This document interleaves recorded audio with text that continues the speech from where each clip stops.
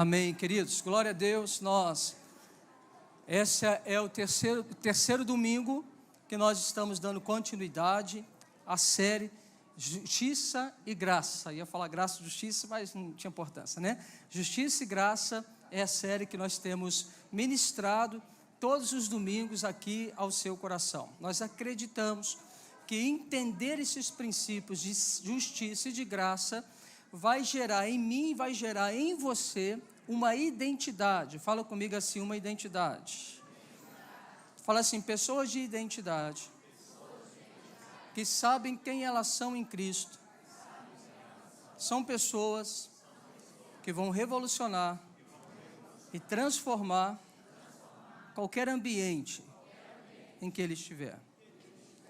Então, não é somente orar e pensar sobre Deus mudar a mim, isso é importante, mas é entender que quando Deus muda a mim, muda você, Ele muda todo o ambiente o qual nós fazemos parte dele. Então, eu gostaria que você pensasse um pouquinho no ambiente que você acha que é muito hostil, um lugar que você fala assim, rapaz, esse ambiente ele é carregado, esse ambiente não é bom de estar.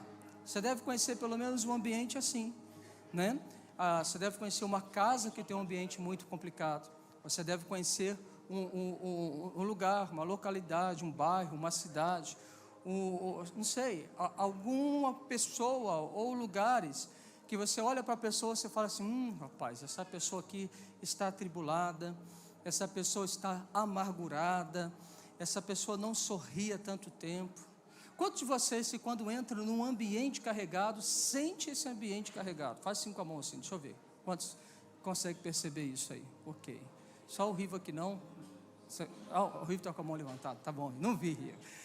Então todos nós sabemos identificar um ambiente hostil.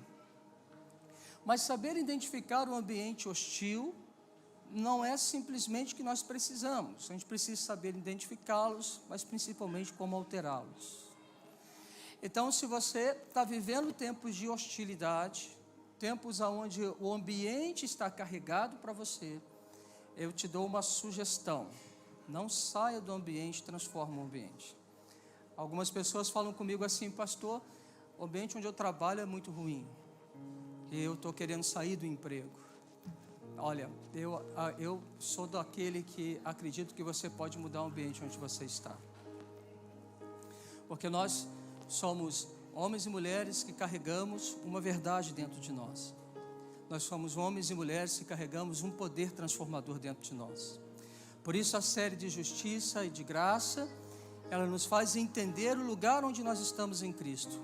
Uma vez que nós mudamos e passamos por um processo de renovação de uma mente, nós começamos a ser uma pessoa diferente. Você é aquilo que você valoriza e você é aquilo que você crê. Olha para o seu irmão e fala assim, você é exatamente aquilo que você acredita. Deixa eu fazer uma pergunta a você. Você conhece alguém que não acredita no milagre? Quantos de vocês conhecem pelo menos uma pessoa que não acredita em milagre? Ou talvez acredita na vida do outro e não acredita na vida dela mesma? Geralmente pessoas que têm esse comportamento, eles não vão viver um milagre porque eles não creem nele. Há uma resistência no coração das pessoas, uma resistência a respeito de um favor de Deus a respeito delas.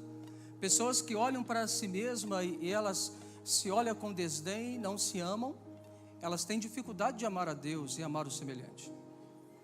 Então, na realidade, Deus ele está fazendo um processo que Ele está mudando a mim e a você por dentro, com uma mentalidade nova, com uma perspectiva nova de enxergar, de ver, de ouvir. Por isso, não efetivamente entrar e sair, seja de qualquer igreja, não vai transformar você. Mas é daquilo que entra no teu coração e que transforma você, que vai te modificar completamente. Nunca foi sobre fazer, eu tenho falado sobre isso com vocês aqui, não é sobre fazer, é sobre ser. Não é pelo que fazemos, é aquilo que Deus faz em nós. A grande maravilha do Evangelho é entender que nós vivemos um tempo da graça onde Deus faz em nós, transforma a mim e você, e para que isso aconteça eu só tenho que estar com Ele. Nós iniciamos e terminamos no domingo último, e nós falamos sobre vencendo sobre aquilo que nos venceu. Eu me lembro que eu falei com vocês o seguinte, que Deus ele é em essência. E quando nós falamos de essência, nós falamos de totalidade, do ser, aquilo que nós somos de verdade. Quando a Bíblia fala que Deus é amor, Deus ele é pleno amor. Quando a Bíblia declara que Deus é perdão, ele é pleno perdão. Eu me lembro de ter falado com vocês que Deus não vai se esforçar para amar ninguém. Deus ama todo mundo, porque ele é amor. Deus não vai esforçar para perdoar alguém, porque ele é perdão. Então, automaticamente, todo mundo que chega diante dele e necessita do perdão, ele já o tem. Então, Deus, ele é esse ser absoluto. Deus é a verdade. Então, é impossível ouvir a voz de Deus e receber de Deus uma mentira. Porque Deus, ele é a verdade. Então, tudo que Deus fala é verdade. Deus, ele é justiça. Então, todos os atos que o Senhor Jesus faz, ele faz em justiça. Não há dolo, nenhuma ação de Deus sobre as nossas vidas. Então Deus é essas coisas totalitárias. Mas eu e você, nós estamos sendo transformados. E essa transformação vai nos levar a clarificar e a fluir em nós a essência da qual nós pertencemos, que é Deus. Então muitas das vezes nós não conseguimos, nós nos esforçamos para amar alguém. Nós nos esforçamos para perdoar alguém. Nós nos esforçamos para fazer um bem a uma pessoa, principalmente quando alguém só nos faz o mal. Parece que tudo entre eu e você, entre nós, é um esforço deliberado para fazer, para ser alguma coisa. E muitas das vezes a gente se cansa de tanto fazer para ser. Enquanto para ser é preciso haver uma transformação de uma essência dentro de mim, dentro de você. E quando eu for amor, e algo fluirá de mim, porque eu sou amor. Quando eu for perdão, algo fluirá de mim, porque eu sou perdão. Está dando para vocês entenderem? Então, como eu venço aquilo que está me vencendo? Passando tempo com aquele que me transforma e que me modifica. Passando tempo com aquele que tem o poder de autorar a minha essência. Passando tempo e olhando para aquele que é para mim o referencial, o meu modelo, que é Jesus Cristo. Então, todas as vezes que eu estou passando tempo com Ele, estou me relacionando com Ele, eu estou sendo mudado e transformado. Vou pegar um outro exemplo que eu dei aqui. E um desses domingos eu perguntei a você a respeito de plantio. Eu perguntei a vocês, quantos de vocês já plantou alguma coisa? Vou perguntar de novo. Quantos de vocês já plantaram alguma coisa aqui? Levanta a mão, deixa eu ver. Só não pode ser bananeira, né? A estrelinha, né? Mas a não ser que for bananeira que dá banana mesmo. Quantos de vocês já plantaram alguma coisa? Levanta e segura a mãozinha para cima. Deixa eu ver aqui. Ok. Você nunca plantou? Já? Obrigado pela mãozinha. Ok. Então veja. Então nós já plantamos alguma coisa. Eu vou pegar duas pessoas para poder fazer um exemplo. Plantou o quê? Amora? Porque você queria namorar? Era isso? Nada a ver, né? Piada. Você plantou, Alva? Feijão e amora. Quanto tempo leva para, desculpa a minha ignorância, um pé de amora da amora? É mesmo? É uma árvore de amora, é isso? É árvore? Nasce árvore, é isso de amora? Isso. Quanto tempo demora para a árvore nascer? Quanto tempo? 6 meses. Então 6 meses ela dá um oi para a gente. Ela não nasce uma árvore crescida. Ela começa a mostrar um crescimento, é isso? 6 meses. 3 dias, feijão? Você fez o feijão daqueles que a gente aprende na escola, não é isso? Aí não. Puxa vida, não. Vamos pular o alvo, Fala, o que você plantou? Milho. Quanto tempo que dá para nascer a espiga lá? A espiga, como é que chama o negócio do milho lá? 4, 5 meses. Mas desde o primeiro momento que você planta, já há uma transformação sendo realizada. Talvez nós não a percebemos ao olho nu, mas ao primeiro momento que você jogou uma semente, que você tampou a terra, regou com água, há uma mudança que ela acontece segundos por segundo, milésimo de segundo, dias e dias, até que você começa a ver a primeira folhinha, o primeiro ramo, e você fala assim, opa, já está ficando à vista. ela não deu ar da graça simplesmente porque você a viu rompendo o limite do chão e você viu a primeira folhinha. Ela já é uma verdade debaixo da terra. Só que a gente às vezes não entendemos isso, porque estar com o Senhor Jesus Cristo, todos os dias que eu estou com Ele, há uma transformação em mim. Uma palavra que me marcou do Michael Bickle, ele dizia o seguinte, que quando jovem, ele achava que ele perdia tempo no quarto de oração. Ele falava assim, poxa, eu estou perdendo tempo, eu poderia estar fazendo algumas coisas para Jesus, eu estou perdendo tempo. Hoje mais envelhecido, ou mais experiente, Michael Bickle, ele fala o seguinte, ele diz para a gente assim, hoje eu sou exatamente o fruto do tempo da minha permanência no Senhor Jesus Cristo. Eu devo o que sou hoje pelos tempos passados na presença do Senhor. O jovem quer correr muito. Quem já tem experiência sabe como é que é. O mais importante não é o correr, o mais importante é estar. E a corrida é fruto e essência de quem é algo, e não de quem corre para ser alguém. Então, quando nós entendemos justiça e graça de Deus, isso vai revolucionar você, porque você começa a entender quem você é e o lugar que Deus quer que você estabeleça. Então isso vai mudar tudo dentro de você e dentro do ambiente no qual você está inserido. Amém? Glória a Deus, aleluia. Então nós vencemos permanecendo na presença dEle.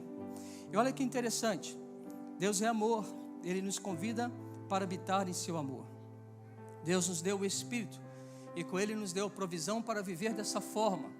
Agora, a única coisa que nós vamos levar desta vida é a forma como nós amamos a Deus.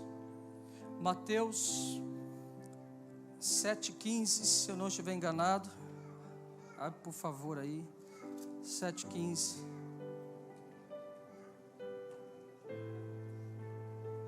Não é essa.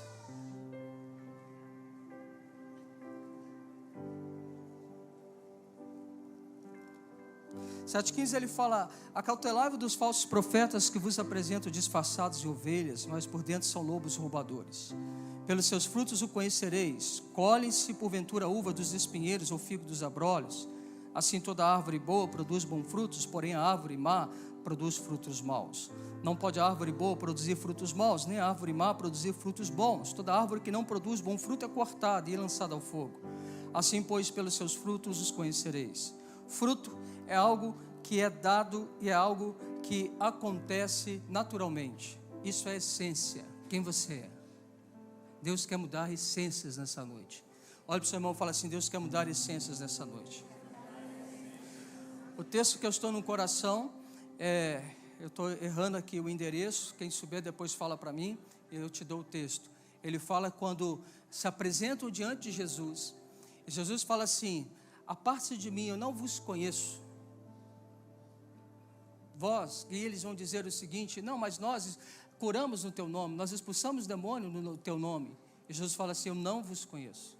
Apartai-vos de mim, vós que praticais iniquidades. Qual o quê? Acha o texto e me fala. Mateus 7,23, eu só errei um pouquinho então. 7,23, então olha lá, ele fala o seguinte, Senhor, Senhor, porventura não temos nós profetizado em teu nome? Em teu nome não expelimos demônios, em teu nome não fizemos muitos milagres? Então lhes direi explicitamente, nunca vos conheci, apartai-vos de mim, os que praticais a iniquidade. A vida eterna consiste em conhecer a Deus. Tudo parte pelo pressuposto de quem se conhece, de relacionamento. A vida cristã é relacionamento, é andar com Ele, ser conhecido por Ele e se fazer conhecido através dEle. Quando nós conhecemos o Senhor, nós nos movemos na essência que Ele nos transforma. Então nunca foi sobre força, sobre prática, mas sobre a essência de quem somos. Amém? Glória a Deus. Fique de pé, eu quero passar um tempo em oração com você. Orando um pouco ali, aqui debaixo do altar. O Senhor me pediu para que nós fizéssemos algo aqui. Quero ler 2 textos.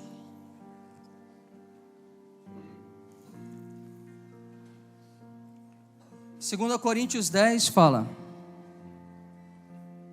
Porque as armas da nossa milícia não são carnais, e sim poderosas em Deus, para destruir fortalezas, anulando sofismas, e toda altivez que se levante contra o conhecimento de Deus, levando cativo todo pensamento à obediência de Cristo, e estando prontos para punir toda desobediência, uma vez completa a vossa submissão.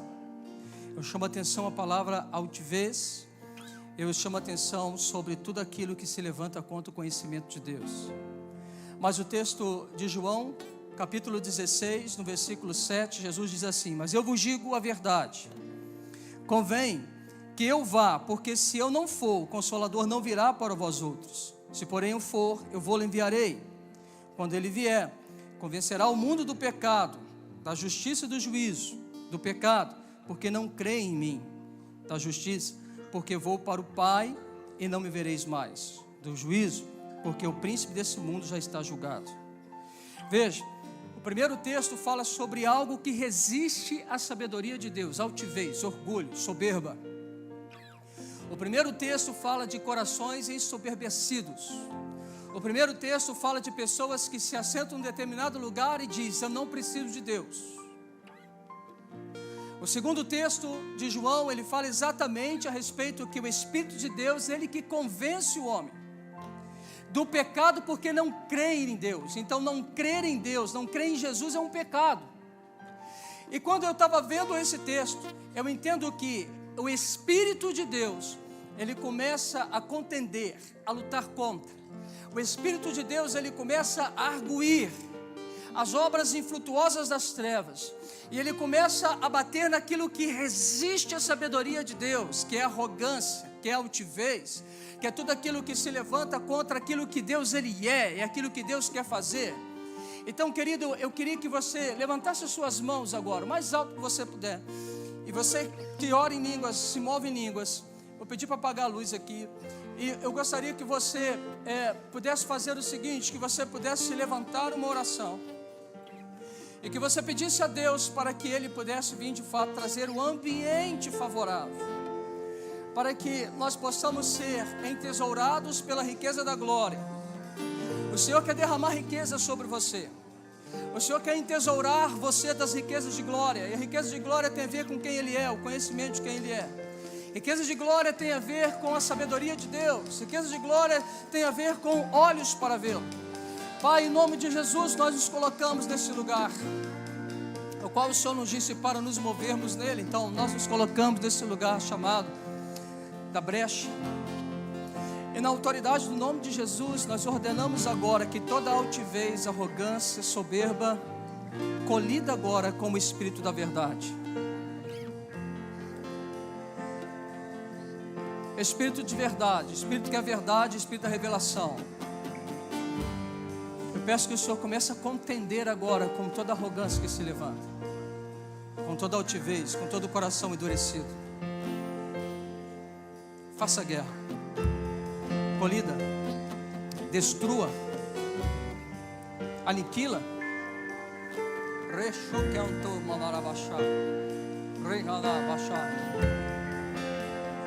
Na autoridade do nome de Jesus, toda altivez, todo orgulho, debaixo dos meus pés,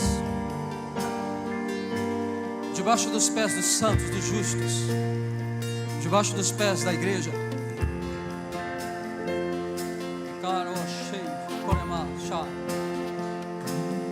Na autoridade do nome de Jesus, todo bloqueio mental que resiste à palavra do Senhor, a palavra da verdade, a palavra do conhecimento, eu vou contra você na autoridade do nome de Jesus. Eu ordeno que salte, sai da mente, sai do coração. Mentes sejam postas cativas à palavra do Espírito de Deus. Mentes ligadas ao trono divino. Ergue as suas mãos. Se você tem discernimento de batalha, faça as guerras. Se você tem discernimento desse ambiente, faça a guerra.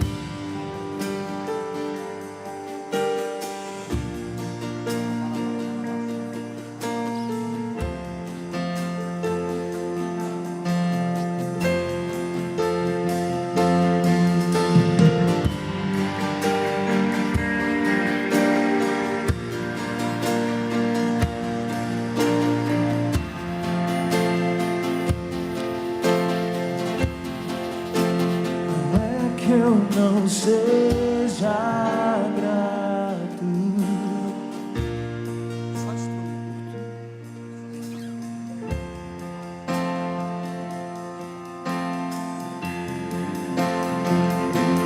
Profetizamos riquezas caindo sobre o povo de Deus nesse lugar. Eu profetizo riquezas vindo, entesourando, riquezas vindo, palavra de sabedoria, palavra de conhecimento. Nós profetizamos um tempo onde o Espírito, Ele vai fazer com que haja a divisão entre alma e espírito, juntas e medulas. Na autoridade do nome de Jesus, nós colocamos a nossa mente cativa em Cristo e chamamos ao ambiente que se chama o dia de hoje, a terra, chamamos em nome de Jesus o Espírito da profecia, chamamos em nome de Jesus a palavra da verdade, e que toda mentira agora colhida com verdade, todas as trevas colhida com a luz.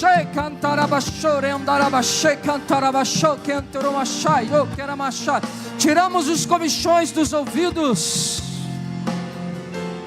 liberamos os teus ouvidos para ouvir a palavra de Deus vindo sobre você.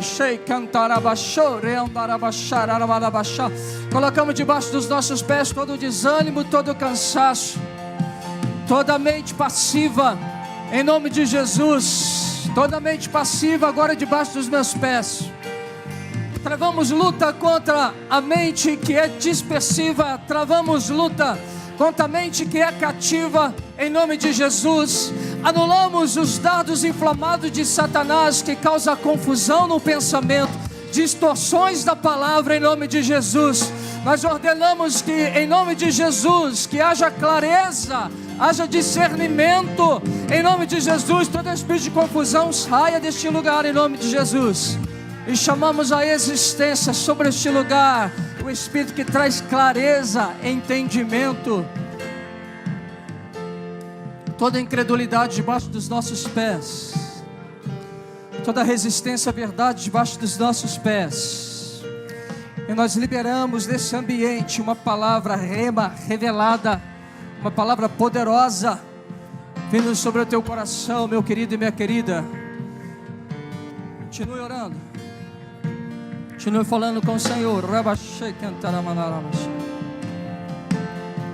Salmo 112, de 1 a 6 diz: aleluia, bem-aventurado o homem que teme ao Senhor e se compraz nos seus mandamentos. A sua descendência será poderosa na terra, será abençoada a geração dos justos. Olha só, será abençoada a geração dos justos. Fala comigo assim: será abençoada a geração dos justos. Na sua casa há prosperidade. Fala assim: na minha casa há prosperidade. Na sua casa tem riqueza. Fala assim: tem riqueza na minha casa. E a sua justiça permanece para sempre. Fala assim: a justiça permanece. Ao justo nasce luz nas trevas. Ele é benigno, misericordioso e justo. Ditoso o homem que se compadece e empresta. Ele defenderá a sua causa em juízo, não será jamais abalado, será tido em memória eterna. A palavra do Senhor diz que bem-aventurado, feliz é o homem. A palavra do Senhor no Salmo 119 fala: feliz é o homem que crê em Deus, que teme a Deus, que se compraz na sua presença, que se compraz na tua palavra, que se compraz nas tuas benditas palavras, que tem as palavras de Deus como santas verdades e santas revelações. A palavra do Senhor no Salmo 119 diz que a bênção que está no justo, ela é abundante e ela vai pegar a nossa descendência. Escute, a bênção que Deus traz ao justo nunca fica retido no justo, mas a bênção que Deus traz sobre o justo, ela é passada de geração em geração. Você pode dar um glória a Deus? Mas veja o que a Bíblia fala: na casa do justo há prosperidade. E na casa do justo tem riqueza. Porque o justo vive das provisões de Deus. Porque o justo, como você já tem entendido, não é o seu mérito. Porque o justo é aquele que foi feito justiça de Deus. E sobre ele há uma sentença favorável para que você prospere. E é uma sentença favorável para que você seja cheio de riquezas. Mas para que Deus quer entesourar a mim e a você? Para que nós possamos ter a alegria de emprestar, de enriquecer a outros, de tornar outros ricos. Que nós possamos ter a graça e a generosidade de abençoar outras pessoas. Você está entendendo isso em nome de Jesus? O justo nasce a luz no meio das trevas. Olha para mim.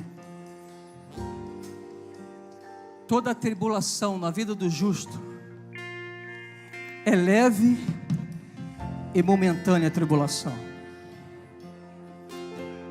Todo homem, toda mulher de Deus que nasceu de novo, que a justiça de Deus, não é que ele não passe por dificuldades, ele passa, mas ela é leve e momentânea. Porque as trevas nunca vai prevalecer na vida de um filho e de uma filha de Deus. Nós nascemos para brilhar. Nós nascemos para a prosperidade. Nós nascemos para as riquezas. Pastor, que negócio é de riqueza? Querido, se você está pensando em apenas dinheiro, você é pobre demais. Se você considera riqueza e tem R$1 bilhão na sua conta, você é o mais pobre de todos. Riqueza é a riqueza de conhecê-lo, a riqueza de tê-lo. A riqueza é a vida. A riqueza é a generosidade. A riqueza é ser ofendido e não ficar amargurado.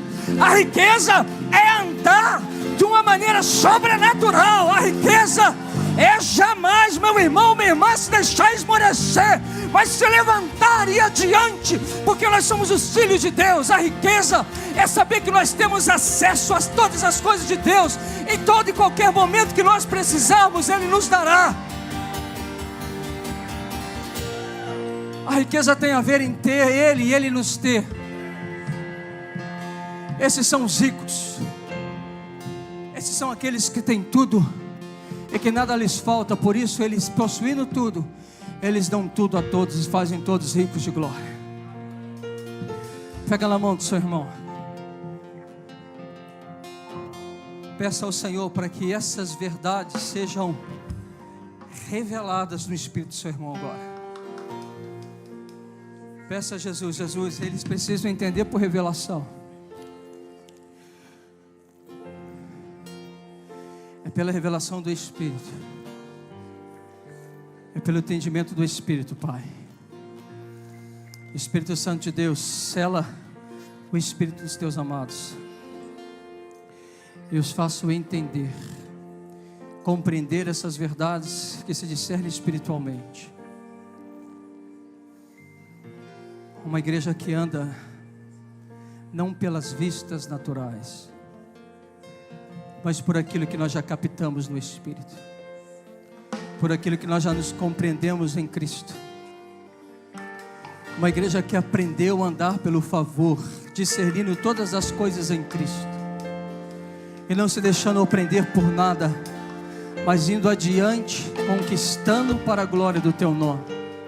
Espírito de Deus, traz essas revelações, eu te peço, sobre a vida dos meus irmãos, dos teus filhos e filhas, Pai. Em nome de Jesus, em nome de Jesus, em nome de Jesus, em nome de Jesus, em nome de Jesus, em nome de Jesus, aleluia. Em nome de Jesus, glória a Deus. Bendito seja o nome do Senhor, amém. Dê um abraço bem gostoso ao seu irmão.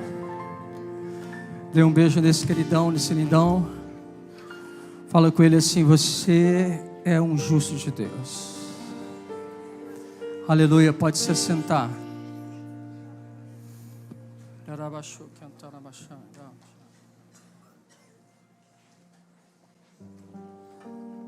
Nós vamos subir. Quem está preparado para subir nesse lugar?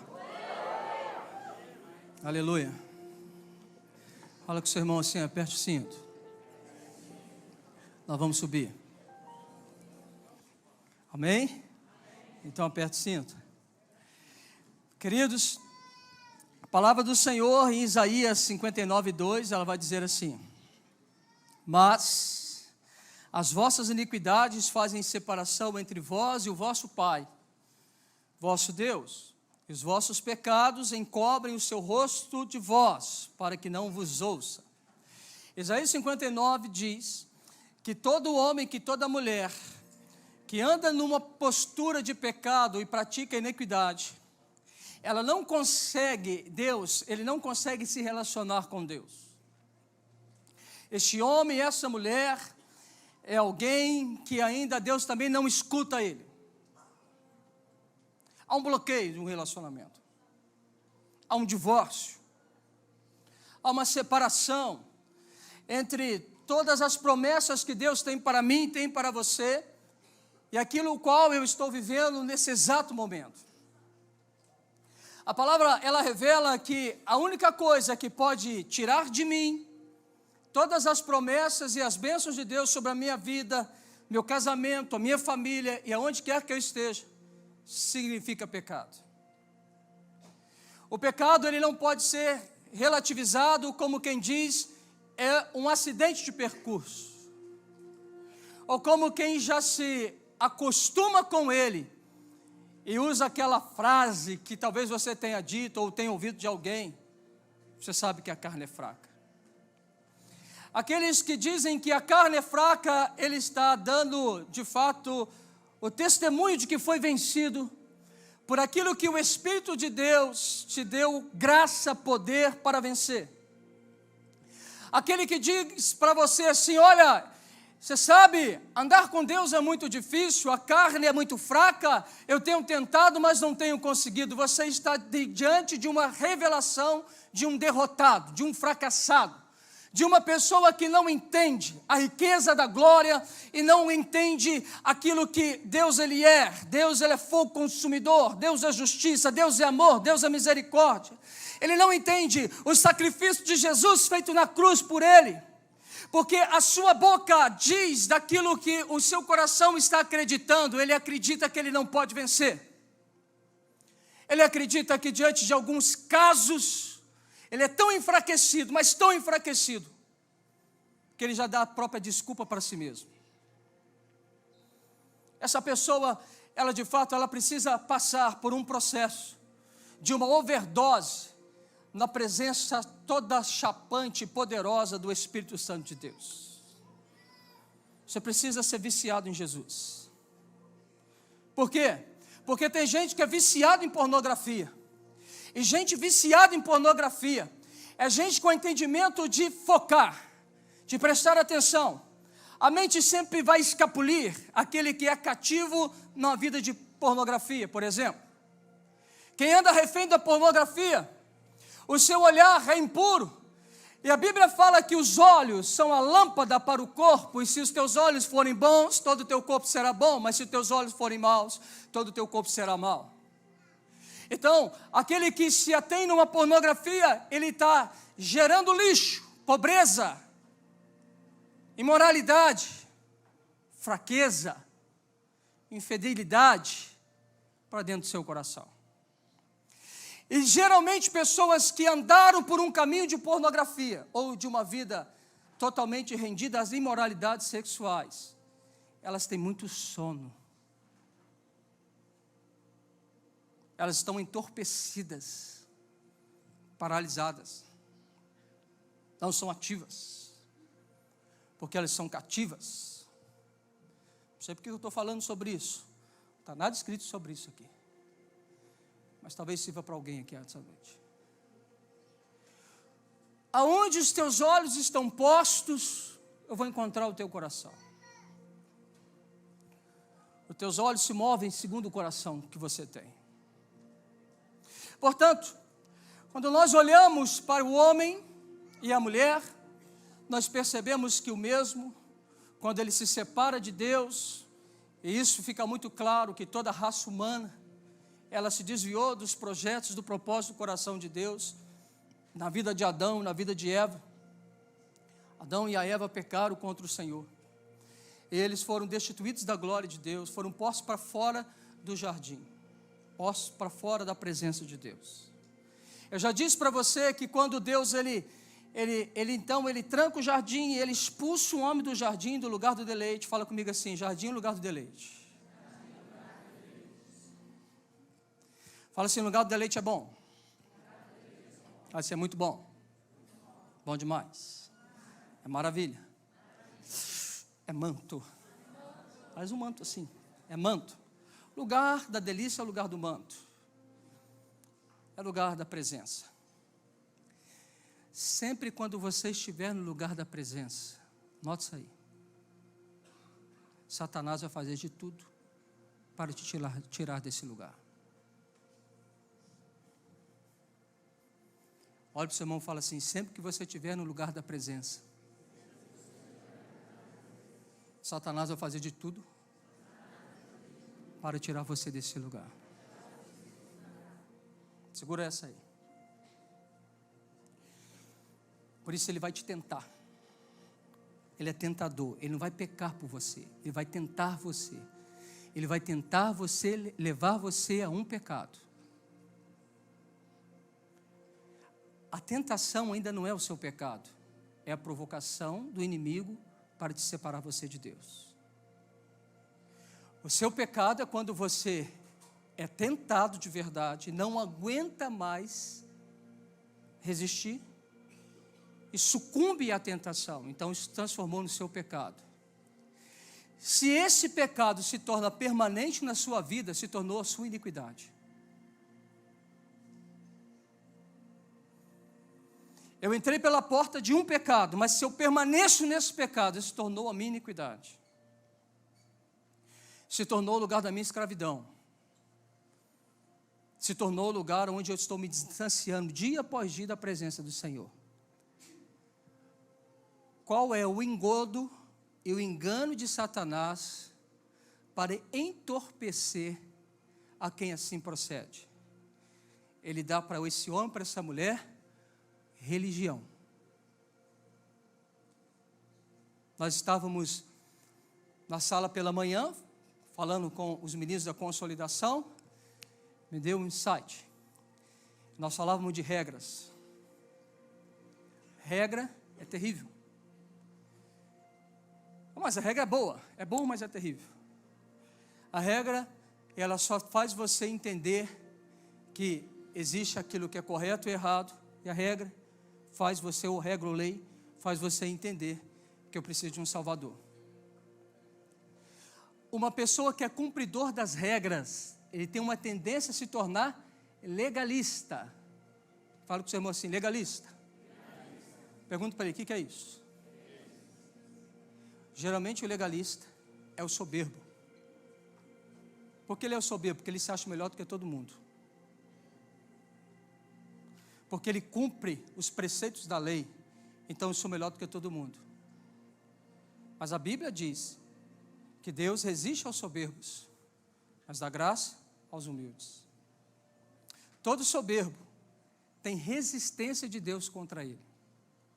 Por isso que todo soberbo vai cair. E quando o soberbo cai, é a prova de amor de Deus para recuperá-lo. Sabe por que o soberbo cai? Porque ele não tem a graça de Deus favorecendo ele. Ele é entregue à própria cobiça do seu coração. E isso vai bugar. Isso vai dar rolo. Isso não vai durar para sempre. Por isso ele cai. E quando ele cai, é a oportunidade que Deus está dando para que ele se levante através da rendição e do arrependimento. Para que Deus lhe dê graça. Veja, para que Deus o transforme. Você está comigo em nome de Jesus? Amém? Então a lei, ela pode se tornar soberba por um lado, te fazer soberbo. E a lei, ela tem a sua valia. Mas o Espírito Espírito de Deus, o Espírito da graça, nos leva a um ambiente de responsabilidade. Deixa eu tentar ser compreensível a vocês. Quando alguém erra, pensa alguma coisa que a pessoa errou aqui. Pensa em qualquer coisa. E você vira para essa pessoa e fala assim: você errou, então agora você vai ter que fazer isso, isso, isso, isso, isso. Você entra com uma punição. Ok? Você está levando a pessoa a se relacionar com quem? Com a regra ou com Deus? Pensa um pouquinho, regra ou Deus? Pergunta aí ao lado aí, o que você acha? Está relacionando com a regra ou com Deus? Com a regra ou com Deus? O que vocês acham? Regra ou com Deus? Regra. Por que com regra? Vem cá, quando o homem se arrepende do seu pecado, o Senhor condena ele? Quando alguém se arrepende do seu pecado, o Senhor manda ele para o inferno? Sim ou não? Quando alguém errou, o Senhor bota o dedo na cara dele e passa um sermão para ele, é assim? Parábola do filho pródigo, o que Deus fez? O filho veio com um termo: pequei contra o céu e pequei contra ti somente, fiz o que é errado. Ele tinha um discurso pronto. Mas quando o filho aponta e o pai o vê, o que o pai faz? Corre ao seu encontro. E quando o filho está trazendo o sermão, eu imagino que o pai está chorando com ele, abraçado com ele, e o pai fala assim: galera, tragam aí o novilho. Meu filho estava perdido e foi achado, estava morto e vive. E o pai tão logo ele fala assim: vamos fazer festa, vamos trazer comida, vamos fazer churrasco. Fala assim: no céu eu acho que vai ter churrasco. Vamos fazer churrasco. E ele não para no churrasco. Ele diz mais. Ele vai dizer o seguinte: nós vamos fazer churrasco, nós vamos fazer mais o quê? Traga uma roupa, traga um anel, tragam sandálias. Anel, identidade de filho. Mas o mais incrível, o filho havia recebido a herança do pai e gastou toda a herança. O filho jogou fora a herança.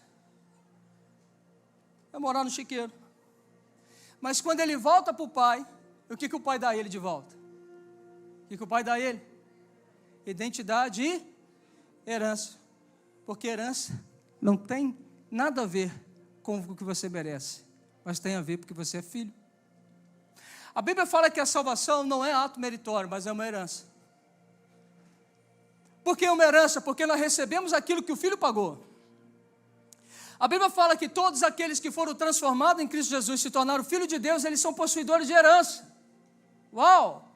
Ah, então não quer dizer, pastor, que eu sou, aquele tempo todo que eu fico orando, de joelho, olha, tem até calo no meu joelho, olha, Senhor, então quer dizer que tudo isso que eu faço, eu fiz para merecer a salvação. Isso não valeu de nada, para a salvação de nada. Porque senão você vai colocar no seu mérito, e não na graça do Pai. Como é que é então? É porque o Filho nasceu, morreu, ressuscitou. Você creu nele. Você creu na loucura da pregação, que é Cristo. Você entendeu que você é pecador. E você discerniu que você não pode salvar você mesmo. Isso não foi palavra humana, mas foi discernimento do Espírito que te convenceu do seu pecado. E naquele momento que essa verdade colidiu com a sua mentira, que a sua soberba caiu, e que você dobrou os seus joelhos, arrependido de quem de fato você é, e você fala assim: Pai, me perdoa dos meus pecados. Você encontrou um Deus que é totalitário em perdão. Você encontrou um Deus que não vai pensar se vai te perdoar ou não. Você encontrou um Deus que vai fazer com que o perdão te alcance. Você acabou de encontrar com um Deus que é amor, por isso as pessoas se sentem leves, porque ela encontrou um Deus que é totalmente amor, e Ele não está discutindo se vai te amar ou não, Ele te ama. E esse arrependimento vai fazer com que algo poderoso comece a mudar dentro de você. Olha para o seu irmão e fala assim: a sua essência. O homem pecou, foi tirado do jardim, Então, esse homem, então, que tinha um relacionamento com Deus, saiu desse relacionamento. A vida de Deus que havia no homem foi perdida. O homem não pode mais desfrutar da presença de Deus, ele perdeu o contato com Deus. Mas diz que o homem perdeu a visitação de Deus. O texto de Gênesis fala que na viração do dia, Deus vinha conversar com o homem. Quantos de vocês acham que a viração do dia é no finalzinho da tarde? Quantos de vocês acham que viração do dia é no finalzinho da tarde? Faz assim com a mãozinha, deixa eu ver assim. Quem que acha no finalzinho da tarde? Então, nós pensamos mais ou menos o seguinte: a minha prioridade é o trabalho. Então, eu acordo pela manhã, eu acordo 5 horas, 6 horas, 7 horas, 8 horas, 9, sei lá, a hora que você acorda. E você acorda, você toma um café, você vai trabalhar, trabalha igual um burro de carga. E quando você chega na sua casa, na viração do dia, é a hora de você falar com Deus. Então você vai chegar na viração do dia e você está o quê? Está o quê? Cansado. Então, quem pensa que a viração do dia é a tarde, é que não entendeu que Deus precisa ser a sua prioridade. Porque a viração do dia, dentro das escalas do judeu, ela significa o seguinte: primeira vigília da noite, 18 a 21 horas. Segunda vigília da noite, de 21 horas à meia-noite. Terceira vigília da noite, de 0 hora às 3 horas da manhã. Quarta vigília da noite, de 3 às 6 horas. Depois dos 6 vem o quê? Vem a viração. Depois dos 6 vem o 7. Em 6 dias ele criou e no 7º ele descansou. Então o 7 é o tempo do seu descanso. Então significa que Deus ele estava com o homem no início do dia. E ele passava o dia com o homem. Não fala de um Deus que apenas vai chegar e fala assim: e aí, beleza, tudo bem? Não, o homem estava sempre na presença de Deus. Porque ele sempre vem. Porque ele é a nossa prioridade. O rolo é que você entendeu o seguinte: com o suor do teu rosto comerás. E você entendeu que é simplesmente pelo teu esforço que você vai comer. E você esqueceu que Deus dá semente a quem planta e pão a quem come. E você começou a entender que as coisas que você tem é porque é mérito, que você fez para conquistar isso. Porque você absurdamente, você fala assim: ah, eu que não trabalho não para ver essa questão, mas você está aí, ó, cheio de trauma, você está com um monte de coisa, você é rico, mas é um pobre coitado, que tem medo de tudo, tem dinheiro, mas tem síndrome do pânico, tem depressão, família está saindo para o ladrão, mas você tem dinheiro, grande pobre que você é. Porque você não tem a paz, porque a paz é uma pessoa. A paz se chama Jesus Cristo. O descanso é uma pessoa. Ah, mas eu não tenho tempo para Ele. Ei, por isso você está passando o que você passa. Por isso você está vivendo essa vida desgraçada, porque você escolheu colocar em primeiro lugar na sua vida outras coisas que não são o Senhor. Por isso Ele não pode acrescentar as outras coisas. Porque você não está em amá-lo no primeiro lugar da sua vida. Por isso você é ansioso. Por isso você não tem coragem de entregar as coisas na mão do Senhor. Porque você duvida da palavra de Deus. Se eu não descanso, é porque eu duvido que Ele vai fazer aquilo que Ele disse que vai fazer na minha vida. Nós invertemos as ordens. Por que nós invertemos as ordens? Porque o homem se tornou uma semente de pecado. Olha para mim e fala assim: semente de pecado. Cutuca na pessoa que está ao seu lado e fala assim: se você deixar esse sono, e esse sono não é natural, se está vindo sobre você, ele é espiritual. Se você não lutar contra esse sono, escuta algo. A parábola do semeador vai dizer uma coisa: eis que o semeador saiu a semear. Uma semente caiu aonde? Saiu onde? Aonde? À beira do caminho. O que acontece com a semente da beira do caminho? As aves vêm, comem a semente, para que ela não chegue a gerar algo. Você está sendo visitado por aves de rapina agora. Se liga. Se liga. Então, o homem, ele figurou pecado. E porque ele viveu agora em pecado, o que acontece com esse homem? Ele trocou as prioridades. E a Bíblia vai dizer que esse homem agora, ele passou a ter uma natureza adulterada. A essência foi mudada. O homem se tornou filho do diabo. Fala comigo assim, filho do diabo. Filho da ira. Efésios 2, versículo 3 diz assim: entre os quais também todos nós andávamos outrora, segundo as inclinações da nossa carne, fazendo a vontade da carne e dos pensamentos. E éramos por natureza, fala comigo assim, natureza, filhos da ira, como também os demais. A Bíblia fala que antes de nós entregarmos a nossa vida a Jesus, na nova criação, a classificação do homem e da mulher ele é filho da ira, por natureza, por essência. Por isso, tudo que nós fazíamos como essência é pecado, é uma afronta à santidade, é uma afronta ao amor de Deus. Por isso, nós éramos pessoas totalmente alheios à verdade de Deus, e nós andávamos segundo as paixões da nossa carne, fazendo tudo aquilo que vinham nossos pensamentos. Portanto, tudo que nós fazíamos era uma ofensa diante de Deus. Meu maior prazer era desconverter gente convertida. Meu maior prazer era ir para a porta de uma igreja evangélica, para namorar as meninas que ficavam na porta, atrás da igreja. Aquelas meninas eram muito crentes, de quentes. Meu maior prazer era caçoar de crente. Eu não gostava de crente, tinha ódio de crente. Não gostava dessa espécie. Gente bocó, para mim crente é bocó, era. Tinha uma geriza de crente. Crente só sabe mandar os outros para o inferno. Eu tinha certeza absoluta que eu não ia para o inferno. Eu não sabia que eu já estava dentro dele há muito tempo. Mas, fala assim, o dia que ele me encontrou, o dia que ele me achou, vem cá, Paulinha, fala assim, mas o dia que ele me achou, o dia que ele me encontrou, anda, Paulo, tá devagar demais.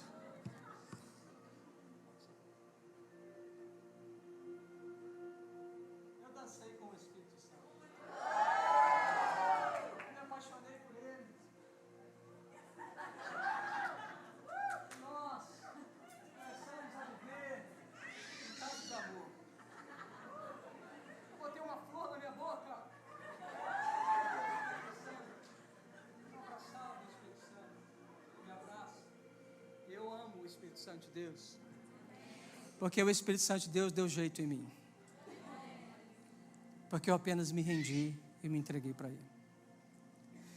Então, naquele belo dia, quando essas coisas aconteceram, a minha natureza foi trocada.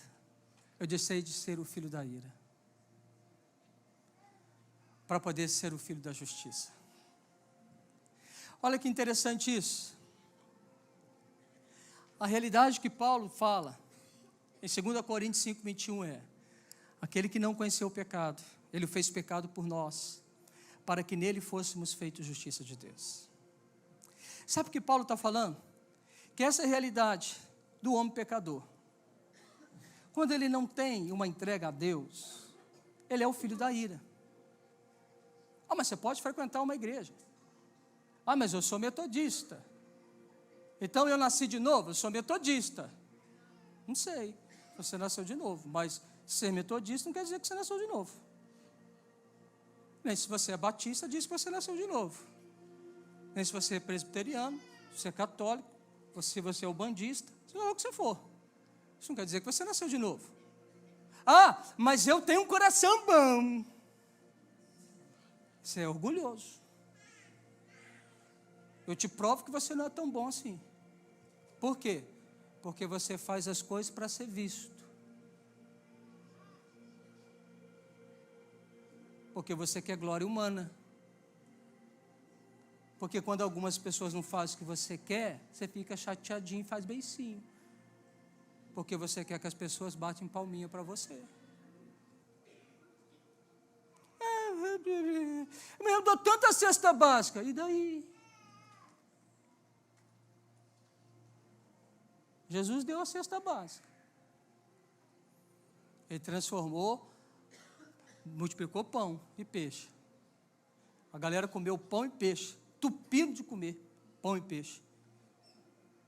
É mais ou menos alguém que você conhece que come demais. Você conhece alguém que come demais? Você conhece alguém que é exagerado para comer? Pensa essa pessoa na multiplicação do pão e do peixe. Ele saiu com a pança desse tamanho. Comi, hein? Comi, hein? Aí ela ora assim para ver se ainda tem uma vasilhinha para levar mais para casa. Comi, hein? Oi. Ô menino, está com 2 blusas aí, tira uma blusa aí. Para quê? Tira aí, encardido. Aí ele tira. Bota um pouquinho aqui, vou levar para casa. Ainda leva para casa. Você deve conhecer pelo menos uma pessoa que é assim. Pensa na multiplicação do pão e do peixe. O negócio foi tão bom, que isso se espalhou. A cidade toda ficou sabendo. Aquele que fez a boquinha e levou peixe para casa, falou assim, rapaz, o cara é bom. Ele está distribuindo mais de 1.000 cestas básicas. Foram 3.000, né? 5.000? 5.000 cestas básicas. Ele é bom ou ele não é bom? É ou não é? Fala comigo, gente. Aí, Jesus está num outro lugar. A galera ficou sabendo da fama de Jesus. João 6. Aí vai lá para trás de Jesus, para querer o quê? Cesta básica. Aí que Jesus fala? Nem só de pão viverá o homem. O que ele falou assim? Não vou encher a barriga de vocês, não. A gente não tem que correr atrás da comida que perece. Mas nós temos que valorizar aquela que é eterna. Eu sou o pão vivo que desceu dos céus. E no finalzinho do texto, um monte de gente deixou Jesus para trás. Ainda Jesus olhou para o discípulo e falou assim, e aí, quer ir também? Se você está com Jesus pela barriga, então você tem que viver enchendo a sua barriga para você continuar com Jesus.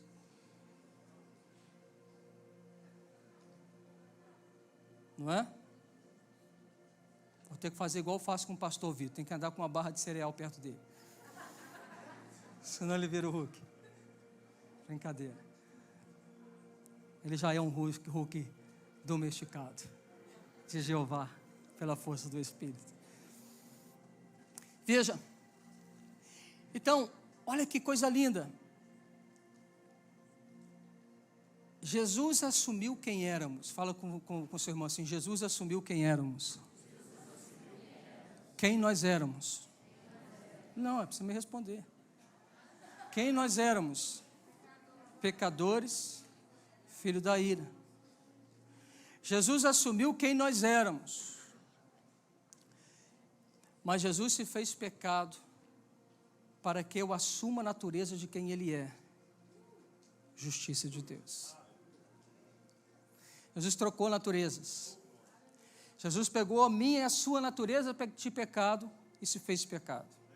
Morreu, desceu à mansão dos mortos. Mas quando Ele ressuscitou, Ele transformou a natureza, a essência. Daqueles que se arrependem vão a Ele. Então o Senhor colocou dentro deste homem, dessa mulher, justiça de Deus. E o Espírito de Deus, uau, isso é bom, fala assim, uau. Mas isso não foi simplesmente uma situação apenas de trocar uma essência. É porque Deus, Ele habita naquele que é semelhante a Ele. Então Ele teve que transformar a nossa essência. Isso aqui não tem nem não, essa é a revelação.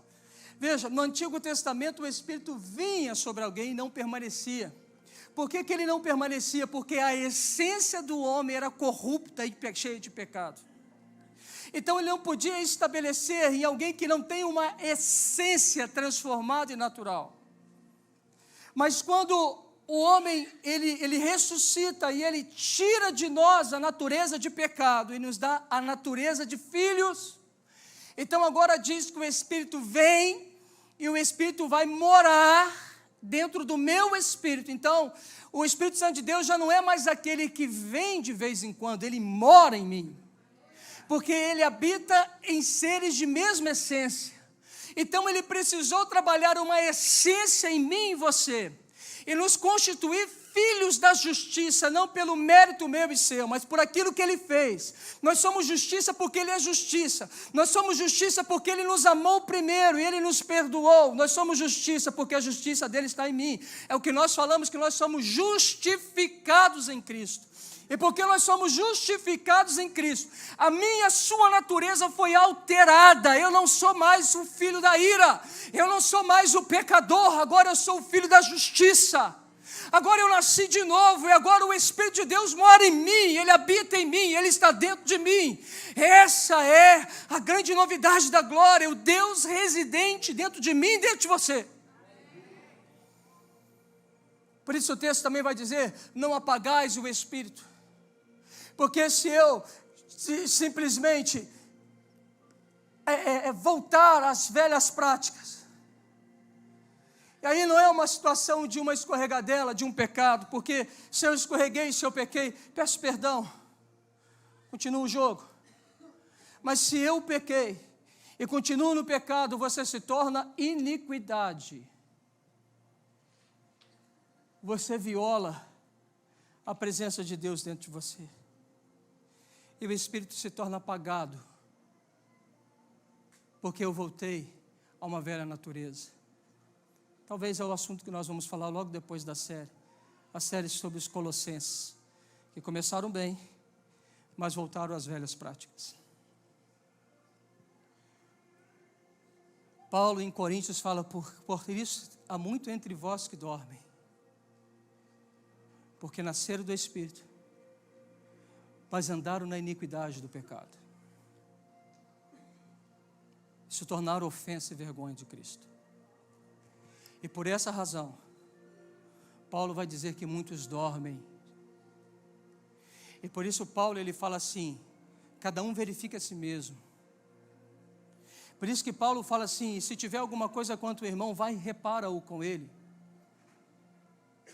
Quem perdura em não perdoar, se tornou uma iniquidade. Tem pessoas que têm anos que não perdoam uma pessoa. Você se tornou uma iniquidade. Você parece mais com o filho da ira. Porque você escolheu andar na sua justiça, ao invés da justiça dele. Aí Paulo fala assim, por isso tem muitos que dormem. E por isso brota a raiz de amargura, o texto que a Érica pregou hoje. E por isso você passa a ser altamente contagiante, adulterando os ambientes para o pior. Porque você se tornou tóxico, não sei como é que fala isso. Olha o perigo.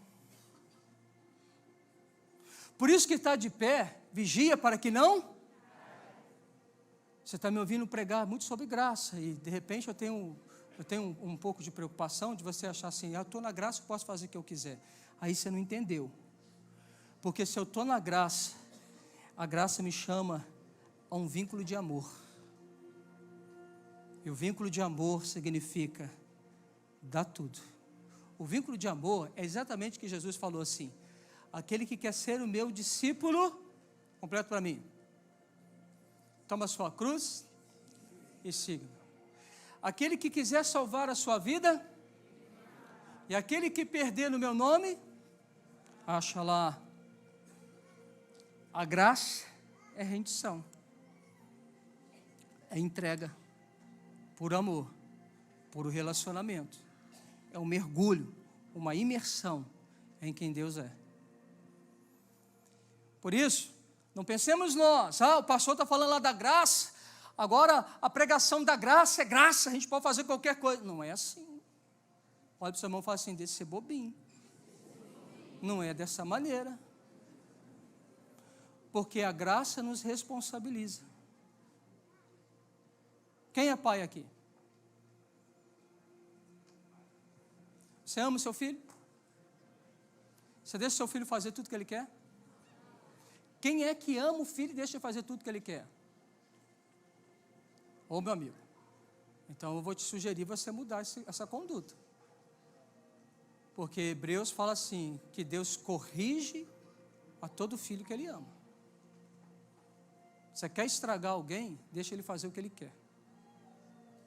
Você quer preservar alguém, bota limite nele. Mas responsabiliza-o. Eu te falei do contato com a regra, né?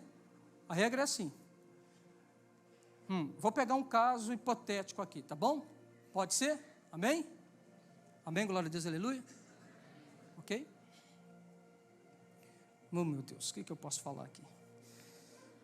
Me sugere alguma coisa aqui. Me sugere você uma situação. Fala, um pecado qualquer, fala para mim. Fala. Mentira. Mentira. Eu pensei em algum pecado mais escandaloso, mas mentira.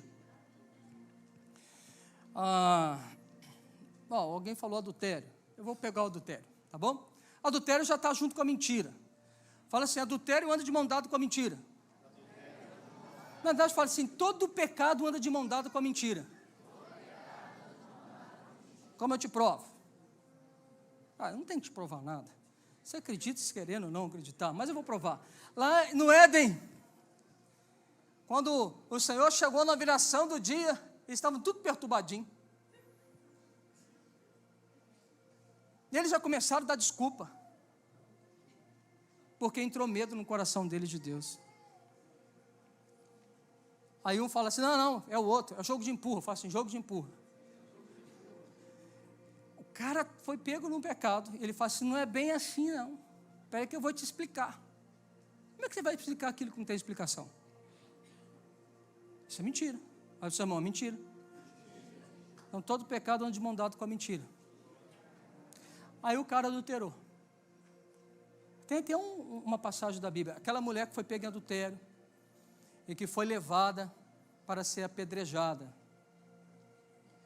A lei, isso é bom. A lei dizia o seguinte, se alguém for pego em adultério, precisa ser apedrejado. Quem é o legalista? Quem é o legalista? Quem é o legalista? Que está com a pedra na mão. O legalista, me arruma uma pedra. O legalista, vou jogar, vai quebrar. O legalista pegou a pedra na mão. Pega também isso, pega a bolinha. Quem tem copo aí, pega aí. Não, pode ficar aí. Eu quero que você faça isso comigo. Pega aí. Você tá vendo? Legalista é assim, eu vou tacar nele. Está vendo? Olha lá, o cara está falando. Eu vou tacar nele. Já está querendo tacar nele. O legalista é assim. Aquela mulher foi pega no adultério. O legalista falou assim, ela tem que morrer. Essa prostituta. Essa qualquer. Essa encardida. Ela tem que morrer. Olha o legalista. Logo, quando ele está acusando a pessoa, ele está vivendo o quê? A arrogância do coração dele, é encardido também. Porque Jesus falou assim, aquele que olhar para uma mulher com coração impuro, com intenções impuras, já adulterou com ela. Aí o que eu não consigo entender, é o legalista que peca no olhar, e quando alguém é pego em ato flagrante, ele vai falar o seguinte, não, você tem que ser apedrejada, maldita. Maldito é aquele que não tira a trave do teu olho e condena o outro. Na medida que medis, serás medido. O problema do religioso que já chegou na conta de tamanha medida que se tornou insuportável, que vem a ira de Deus. Aí Jesus ensinou algo. E vou te dizer outra coisa. O fariseu pega a pedra para atiçar, não da maneira como lá antigamente tiça, mas o fariseu ele tiça a pedra assim. Ficou sabendo o que aconteceu com fulano de tal? Sabe? Deixa eu te contar um negócio aqui. Você sabe para você orar. Você ficou sabendo da história tal? Você sabe o que aconteceu com fulano, com ciclano? Atirador de pedra, maldito. Aí Jesus chega para os caras e fala assim, aquele que não tem pecado, atira a primeira pedra. O que tem graça, absolve, não joga pedra. O que tem graça, dá oportunidade. E Jesus olha então para todo mundo e fala assim: oi, aquele que não tem pecado, atira a primeira pedra. Quem que não tinha pecado lá? Jesus. Jesus atirou a pedra? Não. O que Jesus fez? O que Jesus fez? Tá, ele amou, mas o que ele fez? Ele perdoou, mas o que Jesus fez? Vai e não peques mais. Seja livre. Jesus não passou o termo de condenação. Jesus não riscou o nome dela do hall de membro da igreja. Jesus não colocou ela em disciplina. Porque quem arrepende está livre. Não tem punição para quem se arrependeu. Quem se arrependeu está livre.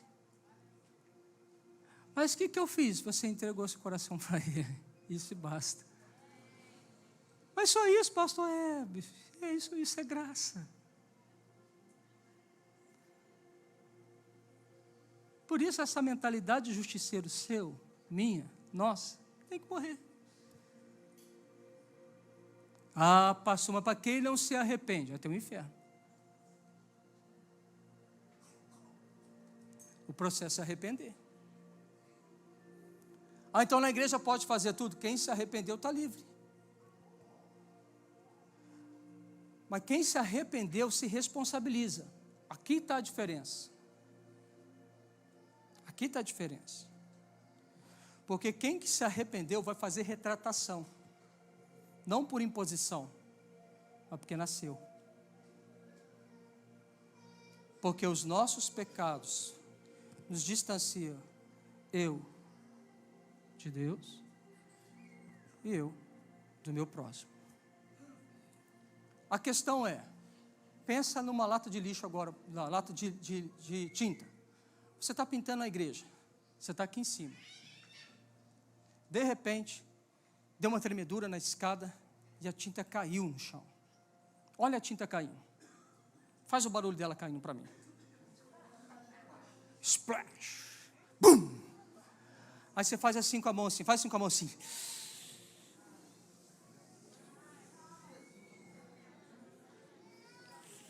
Aí você pensa assim, um pastor vai me matar. Mas essa pessoa não viu. Aí, você olha, a lata estava cheia. Aonde que respingou a tinta? No chão, parede, aonde mais? Talvez foi até lá no teto. Uma coisa horrível. O que você vai ter que fazer? Vai ter que fazer o quê? Limpar. Quem se arrepende, ele faz o quê? Limpa, estado de purificação. Então o que ele faz? Retratação. Aí tem gente que equivocadamente fala assim, esse negócio de perdoar, que tem que falar pecado para os outros. Eu não faço isso não, lógico, isso é encardido. Você tem pecado oculto. Você se basta em você mesmo. Você é arrogante. Você é petulante. Você é religioso. E você faz as coisas que dá na sua cabeça. O teu ventre é o teu pastor. Lógico que você não vai fazer nada. Você não está me contando novidade não, bobinho. Eu sei que você vai ser assim. Porque você faz as coisas que você quer fazer. Porque o teu Deus é o teu ventre. É lógico que você vai fazer as coisas que você quer fazer. Você vive fazendo isso, por isso está nessa vida desgraçada.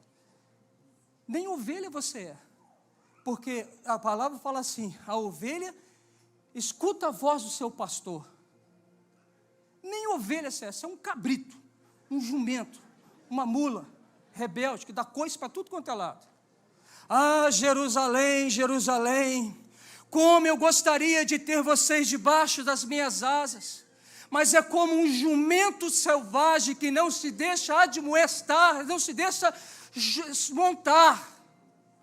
Aí Jesus está entrando em Jerusalém, nos dias do Osana lá, como é que chama lá, do negócio dos dias de Ramos.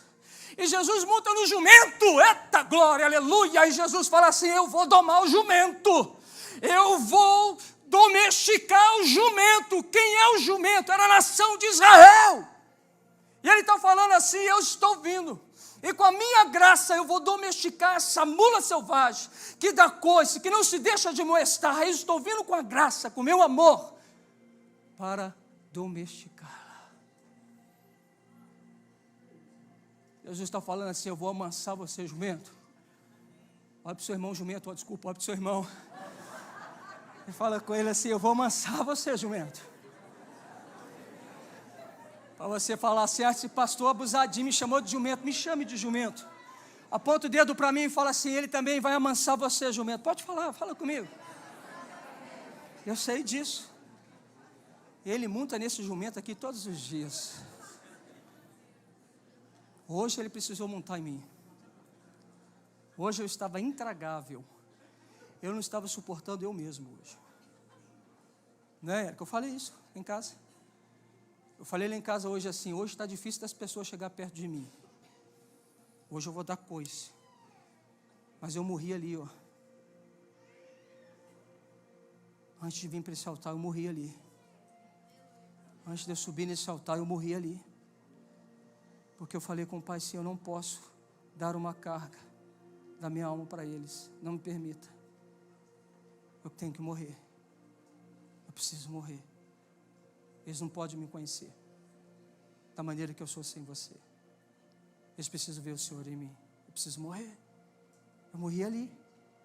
E estou morrendo aqui. Para que vocês recebam de Cristo e não de mim.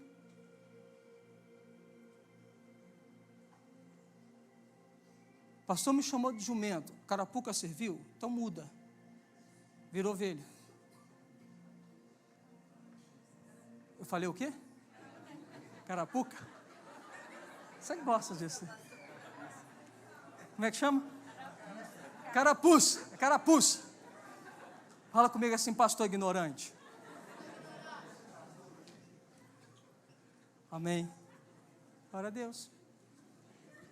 Amém.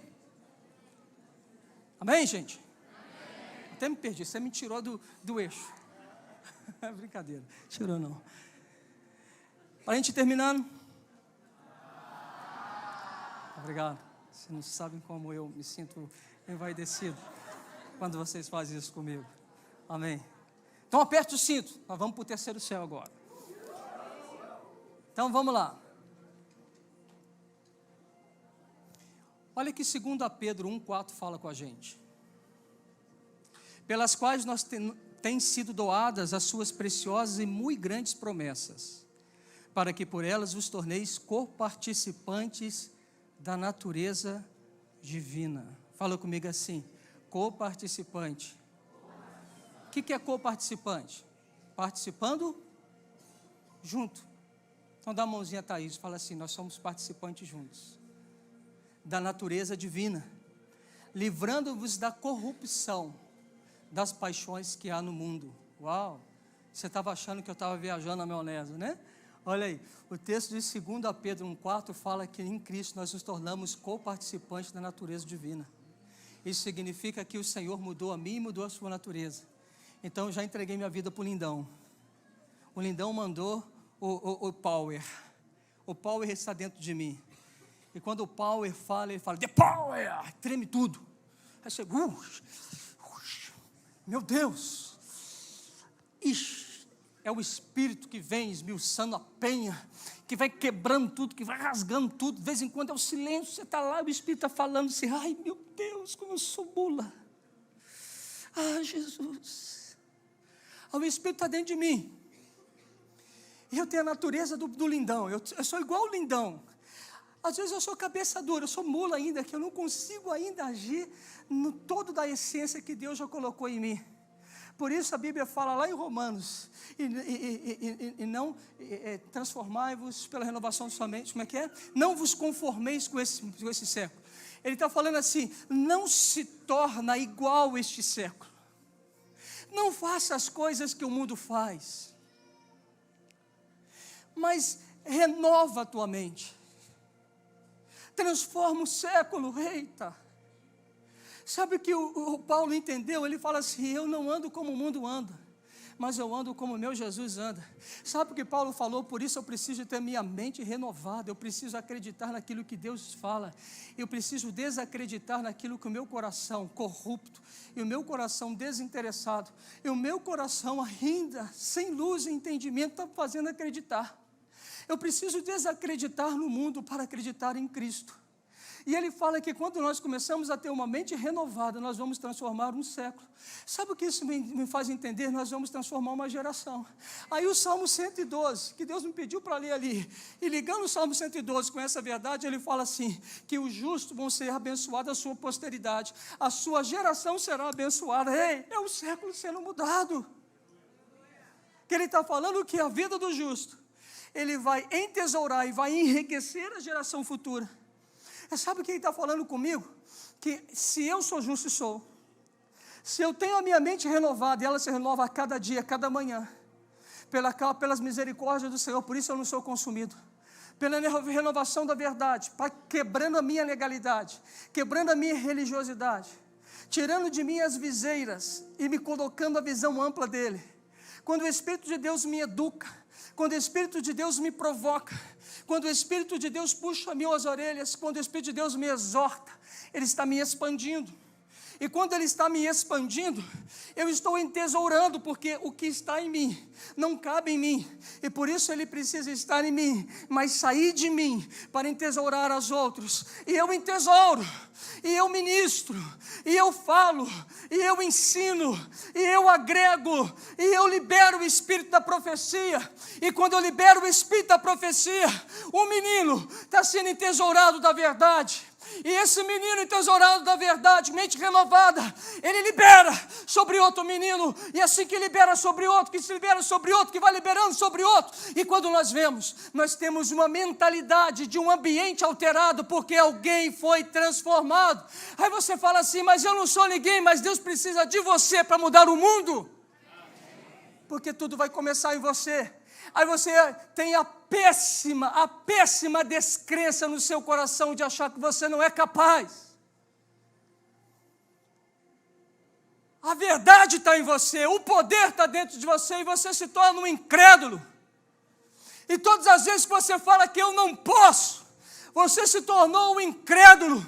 E o Espírito de Deus tem que te mostrar isso, porque lá em João ele fala que ele vai nos convencer, nos converter, porque nós não acreditamos naquilo que Jesus disse para mim e para você. Então você se tornou um descrente, um pecador, e você anulou o poder, as revelações que Deus quer trazer através de você para milhares e milhares e milhares e milhares e milhares de pessoas. Porque você escolheu ser preso pelo medo, pela vergonha, por sua covardia. E você criou para você uma religião falsa, de um falso Deus chamado teu ventre, aonde você só entende religião quando você participa de um culto fechado em 4 paredes. Isso para você é cômodo. Isso para você não altera nada. Isso para você é como se estivesse assistindo um cinema e se alegrando e entretendo. A igreja acontece lá fora. É quando nós nos expomos. É quando nós tentamos. É quando nós liberamos a nossa essência na vida de outro. É quando você começa a olhar. Uma coisa linda está acontecendo em Pirapanema. Cadê o pessoal de Pirapanema? Levanta a mão assim. Coisa linda. Coisa linda está acontecendo em Pirapanema. Cadê a Denise? Denise, ô lindona. Você é linda. Cadê o Wendel? Está com as crianças, é lindão. O Wendel é lindão demais. A mãezona. Sabe o que essa mulher está fazendo? Ela entendeu um chamado. O coração dela está nos filhos. Para isso, ela teve que mudar alguma dinâmica de vida dela. Ela se entregou para isso. E ela está deixando esse povo rico. Estão ficando ricos.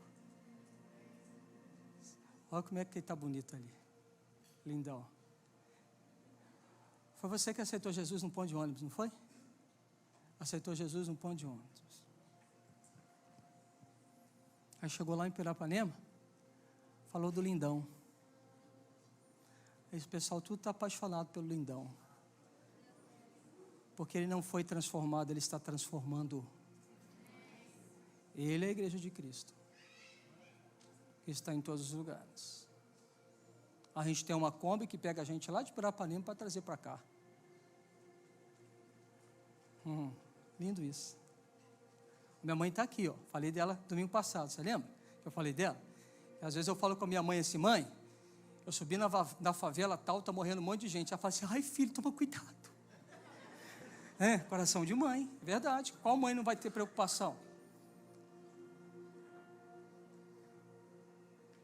Então eu vou deixar de subir lá? Porque eu tenho medo de morrer? Se você tem medo de morrer, você não encontrou a razão pela qual você vive.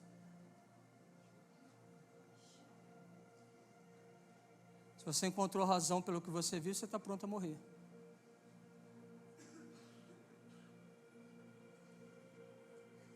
Tem medo de morrer?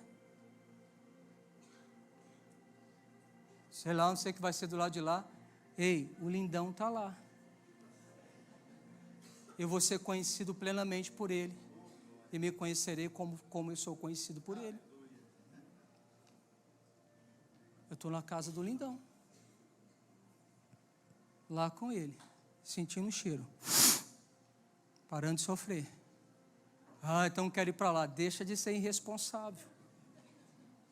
O Senhor te deu um propósito para cumprir aqui. Está querendo sair do propósito que está difícil? Isso é irresponsável. Eu quero morrer porque eu não aguento mais essa vida irresponsável. Não chegou o tempo. Você está olhando demais para você. Mas é que você não sabe o que eu estou passando, nem preciso saber. Mas está difícil demais. Então vai para o Lindão. O pastor é duro demais. Mas se a minha dureza te levar para o Lindão, tá bom. Ele vai tratar contigo. Mas você não quer ser tratado, né? Você quer ser o quê? Você quer ser bajulado. Olha para o seu irmão e fala assim, Olha para o outro e fala assim, Olha para o irmão lá de trás e fala assim,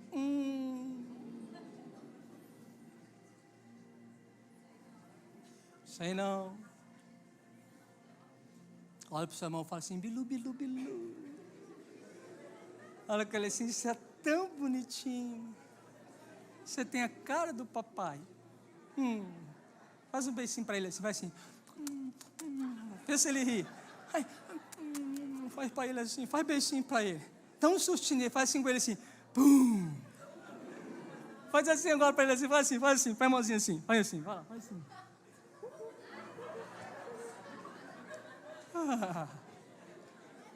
Tá vendo como todo mundo ri quando é bajulado?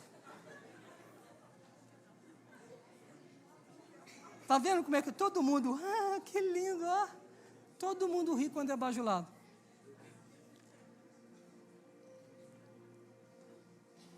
A gente precisa ser exortado no amor, encorajado. Exortado é encorajamento, é não faltar com a verdade, é abençoar um ao outro.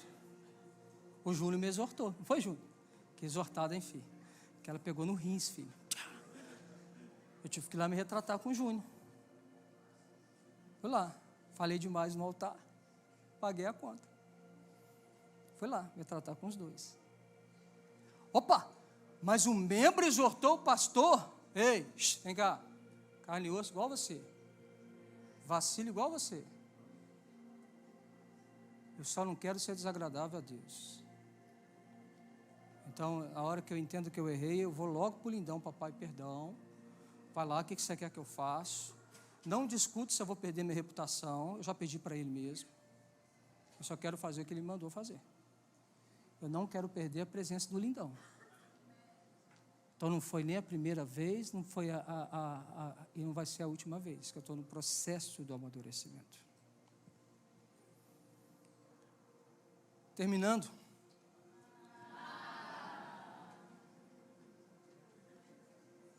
Deus quer mudar a nossa essência.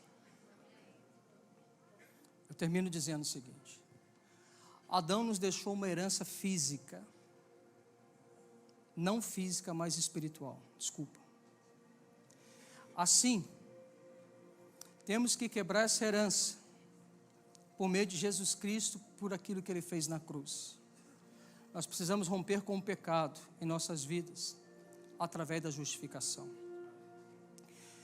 Jesus, Ele disse para Nicodemos: necessário vos é nascer de novo, porque as coisas espirituais se discernem espiritualmente. O carnal não entende as coisas espirituais. Então, Jesus disse para Nicodemos, e apontando para nós: você vai precisar ser regenerado, você vai precisar ser mudado, e isso tudo vai acontecer quando você nascer no teu espírito. Jesus está falando assim: eu vou mudar a tua natureza, eu vou mudar a sua essência, eu vou morar em você, e eu vou te ensinar sobre Jesus, e você é minha justiça, e você vai ser como eu sou, porque você vai dar fruto, porque você está em mim, e não pode o ramo dar o fruto sozinho. Então eu vou gerar um novo coração em você, eu vou tirar o teu coração de carne, de pedra, e vou te dar um coração de carne. As minhas palavras vão entrar dentro de você, o que eu sinto vai entrar dentro de você, o que eu vejo, você vai começar a ver, o que eu escuto, você vai começar a escutar. Eu e você vamos ser um, e quem vê você vai ver a mim, porque nós somos conhecidos porque nós somos um, porque o único Espírito dá vários dons, mas tudo vem de um. Nós somos filhos do mesmo Pai e agimos pelo mesmo Espírito. E eu sou o Deus da multiforme graça. Ele é o Deus da criatividade. Por isso, quando Ele dá algo para alguém, Ele dá algo distinto para outro alguém. E o grande erro é você querer parecer com alguém. Que tal você parecer com aquilo que Cristo quer que você seja? E aí, quando o Senhor, Ele começa a fazer isso no seu corpo, que sou eu e você, e quando essas verdades, elas começam a fluir de mim e de você, nós vivemos num ambiente da honra, da liberdade e da graça em Cristo Jesus. Nós somos uma natureza nova, porque assim como só o pecado entrou no mundo, por um só homem, pelo pecado a morte, assim também a morte passou a todos os homens, porque todos pecaram. Pois todos pecaram e carecem da glória de Deus. Mas Ele vos deu vida, estando vós mortos nos vossos delitos e também nos seus pecados. Jesus, Ele é o justo e o justificador daquele que tem fé em Deus.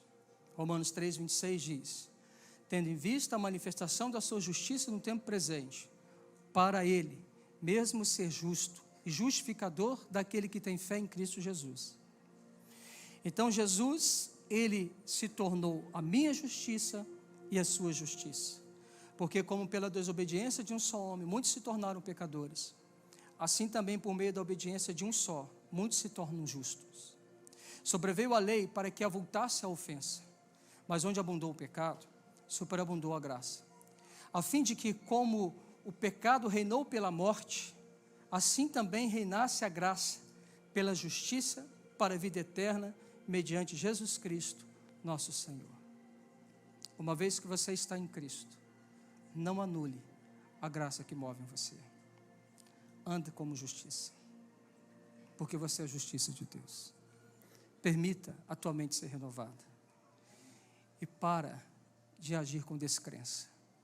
Acredite naquilo que Deus disse que você é. Você é capaz porque Cristo te fez capaz.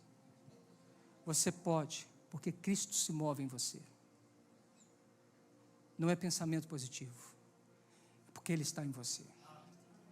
Uma cidade pode se render aos pés de Jesus, se você olhar essa cidade como uma cidade que Jesus ama. Um adúltero, uma prostituta, pode se tornar uma discípula, se você parar de condená-la e olhá-la como filha de Deus, e amá-la como tal, e acreditar no potencial dela. O que sai de você é o que você acredita. Você é o que você crê. Está difícil de ser quem você é? Quer mudar? Quer viver uma nova dimensão? Quer ter a natureza trocada? O Senhor nos disse hoje que nós estamos lidando e colidindo com uma estrutura de soberba. Pessoas que têm um coração endurecido. A palavra foi semeada e granjeada no teu coração. A Bíblia fala que ela não volta vazia, não volta para ele vazia, sem que antes cumpra aquilo que lhe foi designado. Então a palavra bateu no teu coração.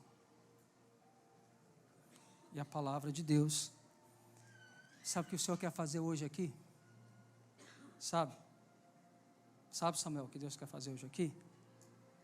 Trocar a sua essência. Te dar uma natureza de filho.